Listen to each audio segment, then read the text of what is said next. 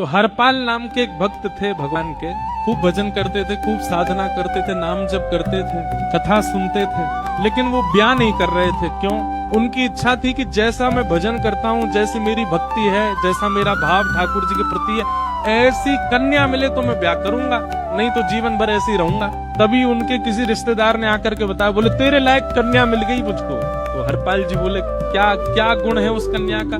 बोले उस कन्या ने शर्त रखी है, मैं उसी से ब्याह करूंगी जो रोज 1000 संतों को प्रसाद पवाता हूँ। हरपाल जी बोले अब तो मुहूर्त भी नहीं निकलवाना, कल ही ब्याह करवा दो मेरा। ऐसी कन्या से तो मैं बिना मुहूर्त के ब्याह करूं। मुहूर्त उसके संग देखा जाता है जिसके संग यह संकोच हो या फिर यह दुविधा हो कि पता नहीं जीवन कैसा चलेगा। इससे तो मुझे भरोसा है बढ़िया जाएगा मेरा जीवन, इसी से ब्याह करा दो। कन्या ने शर्त रखी, हरपाल जी हम आपसे ब्याह तो कर रहे हैं पर हमारी शर्त मंजूर है ना, रोज 1000 संतों को प्रसाद पवाना पड़ेगा। मैं निश्चित करूंगा, आप ब्याह कर लो। और ब्याह हो गया। हरपाल जी रोज 1000 महात्माओं को प्रसाद पवाते। अब देखो, अगर कोई संकल्प ले ले कि मैं 1000 महात्माओं को प्रसाद पवाऊंगा, अगर 100 महात्मा ज्यादा बढ़ जाएं, 200 महात्मा ज्यादा, उनको मना करेगा क्या? तो फिर अपराध बनेगा उससे। प्रसाद पवाने का संकल्प लिया तो जितने आए सबको बैठाने की जिम्मेवारी उसकी। तो हरपाल जी ने नियम ले लिया, रोज 1000 महात्माओं को भोजन कराते। अब 1000 की जगह कभी कभी 1200 भी हो जाते, 1300 भी हो जाते, 1500 भी हो जाते, लेकिन हरपाल जी करते कुछ नहीं थे। कमाई का कोई जरिया नहीं था, केवल दादा परदादाओं की पुश्त से जो उनके पुश्तैनी धन था उसी को ही खर्च करते जा रहे थे। 1 साल तक बढ़िया चला, 1.5 साल बढ़िया चला, लेकिन 1.5 साल बाद धीरे धीरे धन खत्म होने लगा। जैसे ही धन खत्म होने लगा, हरपाल जी बड़ी चिंता में आ गए, क्या करें। पत्नी को नहीं बताते थे, क्यों? बोले इससे तो शर्त लगी, इसको क्यों बताऊं अपना दुख, इससे तो शर्त मेरी यही शर्त थी कि रोज 1000 संतों को भोजन कराना। तो हरपाल जी ने बाहर जाते और दुकानदारों के यहाँ से जाकर के कर्जा लेने लगे। वो पुराने संपन्न थे तो किसी ने कर्जा देने से मना भी नहीं किया, सब देने लगे, बोले ले जा। इतना कर्जा कर लिया, 6-7 महीने तक कर्जे में भी उनके संत सेवा बंद नहीं हुई। 6-7 महीने बाद मांगने वालों ने मांगना शुरू किया, बोले हमारा दो, हमारा दो, हमारा दो। किसी का नहीं दे पाए तो पूरे नगर में ये हो गया कि भैया हरपाल जी अब पहले जैसी स्थिति में नहीं है, कर्जा इनको देना बंद करो, ये देते ही नहीं है पैसा लौटा करके। सब बिगड़ने लगा, धन नष्ट हो गया, इज्जत चली गई, लेकिन उनकी संत सेवा नहीं रुकी, रोज संत सेवा करते। एक दिन मन में विचार करने लगे, अब क्या करूं, अब तो मुझे कोई कर्जा भी नहीं देता, गहने भी सारे बिक गए, धन भी सारा खत्म हो गया। तो हरपाल जी ने मन बनाया कि मैं चोरी करूंगा। हरपाल जी चोरी करने जाने लगे, लेकिन हरपाल जी का नियम था कि वो किसी के धन की चोरी नहीं करते थे। संपन्न लोगों के घर में जाते थे और उनकी रसोई घर की सामग्री चुरा लाते थे, चीनी, दाल, आटा, चावल, मूंग, नमक, मिर्च, ताकि भंडारा हो जाए सवेरे। इस प्रकार महाराज चोरी होने लगी। एक घर की हुई तो अब तो हल्ला होने लगा, बोले कि घरों की सामान राशन चोरी हो जाता है। वो बड़ा विचित्र चोर है, धन नहीं चुराता है, राशन चुरा के भागता है। ऐसी चोरी होने लगी महाराज।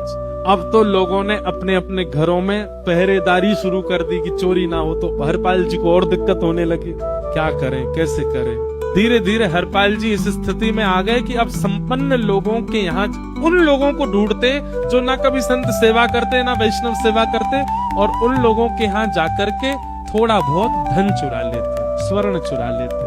करना कुछ नहीं, अपना घर नहीं बनाते थे, बसाते थे, संत सेवा करते थे। ठाकुर जी रीझ गए हरपाल जी। ठाकुर जी बोले देखो ये सब चोरी कर करके और मेरे संतों को पवारा है। ठाकुर जी बोले इस पर अनुग्रह करने जाना है। भगवान सिंहासन से उठ करके तैयार होने के लिए गए और बढ़िया महाराज नकली सी मूछ लगा करके, ऊपर सिर पर पाग पहन करके और थोड़ा पेट सा बाहर निकाल के, गले में खूब सारी जंजीर डाल के, हाथों की हर उंगली में अंगूठी पहन करके, सोने की जूतियां डाल करके, कौंधनी सोने की पहन करके और एक बैंत सोने का मड़ा हुआ बैंत लेकर के ठाकुर जी तैयार हो गए, एक सेठ जी बन गए। लक्ष्मी भैया ने पूछा, भगवान बड़ा सुंदर स्वरूप धारण किया, कहाँ जा रहे हो? बोले अपने एक भक्त से मिलने जा रहे हैं। रुक्मणी जी बोली मैं भी चलूंगी। भगवान बोले तुम मत चलो, तुम उसको पहचान नहीं पाओगे, तुमसे अपराध बनी जाएगा। बोले नहीं नहीं, भक्त दर्शन करने मैं तो जाऊंगी।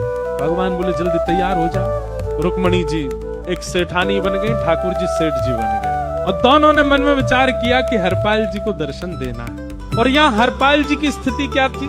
अब संत सेवा के लिए कहीं से भी धन नहीं मिल रहा था। तो हरपाल जी एक मार्ग पर जाकर के बैठ गए और सोचने लगे कोई धनवान यहाँ से निकलेगा तो उसको लूट लूंगा और लूट के भाग जाऊंगा, सारा धन संत सेवा में लगा दूंगा। तभी उस मार्ग पर कोई और तो आया नहीं, ठाकुर जी सेठ बन करके आ गए और महाराज खूब सारे गहने पहन करके, पाग बढ़िया सोने की जड़ाऊ पाग पहन करके, ऐसे वस्त्र पहन करके और छम छम करते चलते आ रहे हैं। उन गहने ही बज रहे हैं ठाकुर जी के। हरपाल जी ने जैसे नेत्र खोल करके देखा, ठाकुर जी के रूप यौवन और सबरी उनके श्रृंगार को देख करके हरपाल जी बोले, ये तो 1 साल के भंडारे की व्यवस्था आ रही है सामने से।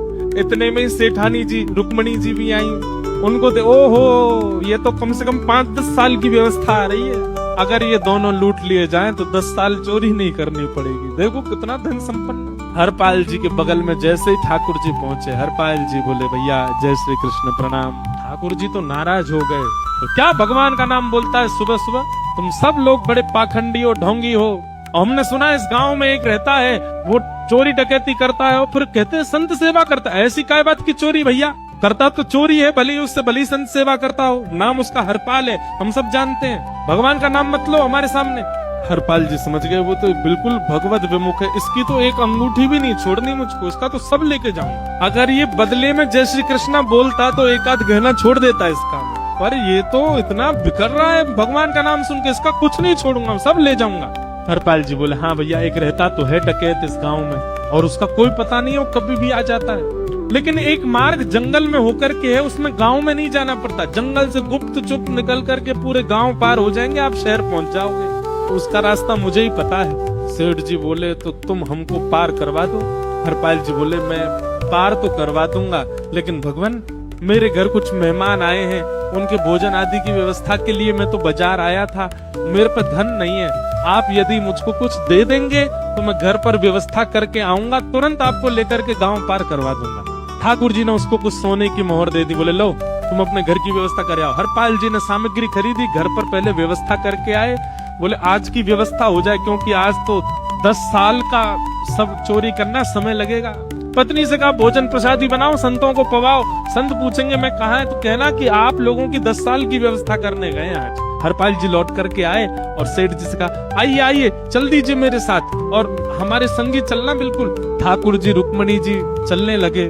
जैसे ही विहंगम जंगल में पहुंचे, भयंकर भयावह जंगल, बीच जंगल में जैसे ही पहुंचे, हरपाल ने पीछे मुड़ करके देखा, दोनों चले आ रहे हैं। तुरंत महाराज वो तो अपने रूप में आ गया, शेर की तरह गर्जना करने लगा, अपनी लाठी धर दी सामने और अपने सिर का स्वाफा निकाल करके सामने बिछा दिया।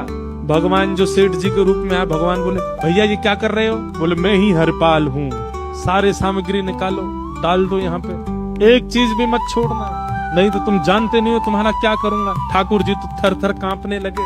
रुक्मणी जी बोली, देखो कैसा नाटक कर रहे हैं, रावण के आगे नहीं डरे थे, कुंभकर्ण के आगे नहीं डरे, हिरण्यकश्यप के आगे नहीं डरे, और वो हरपाल के आगे ऐसे कांप रहे हैं। भगवान तो मन की सब समझ जाते हैं, कौन ही मारने, वो तुम भी कांपो क्यों? बोले, भक्त है भैया, ये हमारा भक्त है। अनुप्रजाम में हम नित्यम पूये ये तन्य रेणु भी, इसने हमारे लिए सब गवा दिया, हमारे वैष्णव संतों के लिए सब लुटा दिया, इसके आगे भयभीत होने में कोई लज्जा नहीं। लक्ष्मी नारायण दोनों कांप रहे हैं और हरपाल कह रहा, सब निकालो। ए सेठानी जी, कान के कुंडल उतारो।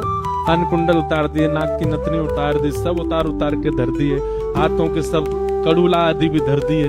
भगवान ने भी अपने सब उतार। बोले, बैत कहाँ लेके जा रहे, उसको भी धर दो। बोले, अरे भैया बुढ़ापे की लाठी, हम गिर जाएंगे। बोले, कुछ नहीं गिरोगे, धर दो इसको। जीवन में कभी राम ना जय श्री कृष्ण बोलने पे चिल्ला रहे थे मुझ पे, रखो इसमें, यहाँ सारा धर दिया। बोले, बहुत बढ़िया हो गया, अब 10 साल की व्यवस्था हो गई। इतने में भगवान की कनिष्ठ उंगली में एक अंगूठी थी। हरपाल बोला, ये कहाँ बचा के ले जा रहे हो, इसको दो। बोले, अरे भैया ये तो बहुत बचपन की हमारी अंगूठी है और ये आज तक हमारी निकली नहीं है और ये निकल ही नहीं पाएगी, इसको बाहर हम निकाल ही नहीं सकते, इसको तो रहने दो हमारे पास। बोले, तुम क्या जानो, इस अंगूठी से कम 1 हफ्ता संत भोजन होगा और तुम पे तो दया करनी नहीं है। चिल्लाए थे मुझ पे जय श्री कृष्ण बोलने पे, निकालो इसको। भगवान खूब प्रयास करे, वो नहीं निकले तो हरपाल जी ने उंगली पकड़ी, बोले, इसको काट देता हूँ मैं, तुम्हारे पास उंगली रहने का कोई काम नहीं है, तुम उंगली से करते ही क्या हो। और महाराज जैसे ही उंगली पकड़ करके काटने का मन किया, वो काटने ही वाले थे, इतने में ही द्वारिकाधीश भगवान शंख चक्र गदा पद्म धारण करके प्रकट हो गए सामने। रुक्मणी जी महालक्ष्मी के रूप में प्रकट हो गई और दोनों ने अपने अंक में हरपाल को भर लिया। हरपाल जी समझ नहीं पा रहे ये क्या हुआ, दूर हटे, बोले नाथ हम साक्षात द्वारिकाधीश, साक्षात रुक्मणी तुम्हारी भक्ति से प्रसन्न होकर तुमको दर्शन देने आए। हरपाल जी घुटने के बल बैठ गए, रोने लगे, सर रख दिया चरणों में, पटकने लगे, बोले नाथ मैंने अपने नाथ को लूटा, आज मैंने अपने स्वामी के साथ डकैती कर रहा था, मैं अपने स्वामी की उंगली काटने पर मजबूर हो गया था, इसका मतलब तो मैं पापी हूँ, मेरा पाप इतना प्रचंड हो गया कि मैं आपके रूप को नहीं पहचान पाया। भगवान ने हृदय से लगा, नहीं हरपाल तुमने कभी अपने लिए प्रयोग थोड़ी किया, तुम्हारी पत्नी भूखे सो जाते हो लेकिन संतों को भूखा नहीं जाने देते। ठीक है, उसके लिए भले ही तुमने वह गलत मार्ग अपनाया जो नहीं अपनाना चाहिए था, परंतु उसमें उद्देश्य कोई और तो नहीं था, मेरे जनों की सेवा ही तो थी, मेरे वैष्णवों की सेवा। और देखो हरपाल, एक मेरी बात सुनो, आज तुम्हारे मन में ग्लानि होती है कि तुमने दूसरों का धन हड़प करके और उससे संत भोजन कराया। वास्तव में इसका विधान शास्त्रों में यह बताया गया, जिसके धन से भोजन बना और संतों ने पाया, परोसा भले ही किसी ने भी हो, कार्यक्रम भले ही किसी ने भी कराया हो, पर धन जिसका लगता है पुण्य उसी को मिलता है। तुमने तो अपने गांव के, शहरों के उन लोग जो कभी संत सेवा नहीं करते थे, उनके धन चुरा चुरा करके उनको पुण्य बांटा है। तुमने कुछ गलत नहीं किया। हाँ, अपने प्रयोग में यदि लेते तो पाप हो जाता, लेकिन तुमने तो एक रत्ती भी अपने प्रयोग में नहीं ली, सब संतों में लगा दी और जितने लोगों का धन चुराया उन सबको पुण्य प्रदान कर दिया। हम तुमसे बड़े प्रसन्न। हरपाल जी चरणों से लिपट गए, बोले नाथ आप बड़े कृपालु, बड़े दयालु। भगवान बोले अब हमने दर्शन दे दिया, अब हम जाएं। और सुनो, ये सारा धन हमने दिया है, 10 साल का नहीं होगा इससे। तो बोले जब तक तुम जीवित रहोगे तब तक की सेवा बनेगी, इससे संत सेवा चलती रहेगी। ये सारा धन आभूषण हम लेकर के इसीलिए आए थे ताकि तुमको अब कभी किसी से मांगना ना पड़े, किसी से हड़पना ना पड़े। भगवान जाने लगे तो हरपाल जी चरणों में गिर गए, बोले नाथ आज मैं आपके दर्शन कर पाया, मैं संत सेवा कर पाया, इसमें सबसे बड़ा योगदान मेरी पत्नी का है। उसने नियम नहीं बनाया होता तो शायद मैं कभी ऐसा नहीं करता। आप उसको दर्शन दिए बिना जाएंगे, मैं उसको क्या बताऊंगा, मैं उससे जाके कह भी नहीं पाऊंगा कि आप मुझे मिले, और उसकी वजह से आप मुझे मिले, और कृपा कर उसको दर्शन दे दीजिए। ठाकुर जी बोले ठीक है। तुरंत लक्ष्मी नारायण भगवान ने छोटे छोटे बालकों का रूप धारण कर लिया और हरपाल जी की गोद में बैठ गए, और हरपाल जी अपनी गोद में लेकर के ठाकुर जी को घर पर आए और आकर के अपनी अरे सुनो देखो कौन आए हैं। जैसे बाहर आकर के देखा तो नन्हे से ठाकुर जी, नन्ही से रुक्मणी जी गोद में बालकों की भांति बैठे हैं। बोले अरे इतने सुंदर सुंदर बालक। बोले बालक नहीं है, ये साक्षात जगन्नाथ भगवान, साक्षात रुक्मणी जी, साक्षात द्वारिकाधीश हैं। तुरंत ठाकुर जी अपने रूप में प्रकट हो गए और दोनों दंपति को दर्शन दे करके भगवान वहां से प्रस्थान करें। बोलो भक्त वत्सल भगवान।